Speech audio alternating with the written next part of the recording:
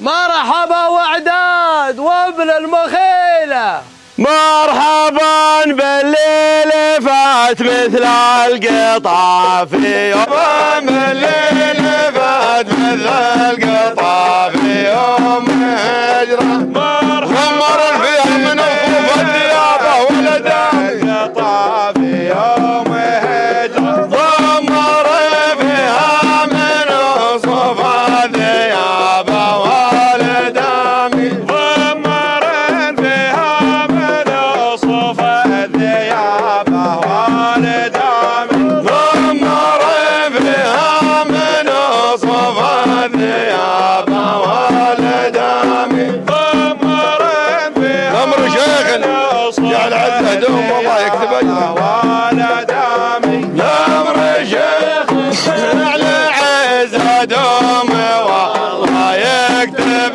أجره، أمر شيخ جعل عزه والله يكتب أجره، أمر شيخ جعل عزه دوم والله يكتب أجره، سنها باسم المؤسس في بداية كل عام والله يكتب أجره، سنها باسم المؤسس في بداية كل عام، سنها باسم المؤسس في بداية كل عام، سنها باسم المؤسس في بداية كل عام، سنها باسم المؤسس في بداية كل عام، سنها باسم المؤسس في بداية كل عام،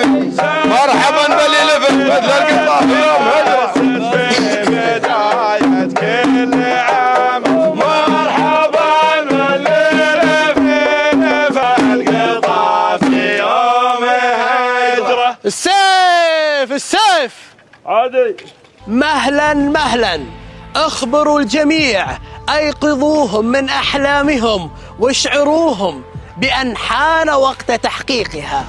ستبدأ حكاية ليست كمثلها من الحكايات، إنها معركة ما بين ملاك الأصايل وهجنهم هنا بداخل المضمار ميدان الشحانية بمهرجان المؤسس 2024، بتحديات ملاك الهجن بداخل مجالسهم بالعزب لنقلها إلى أرضية الميدان وفرض الهيمنة بالتحديات بميدان التحدي.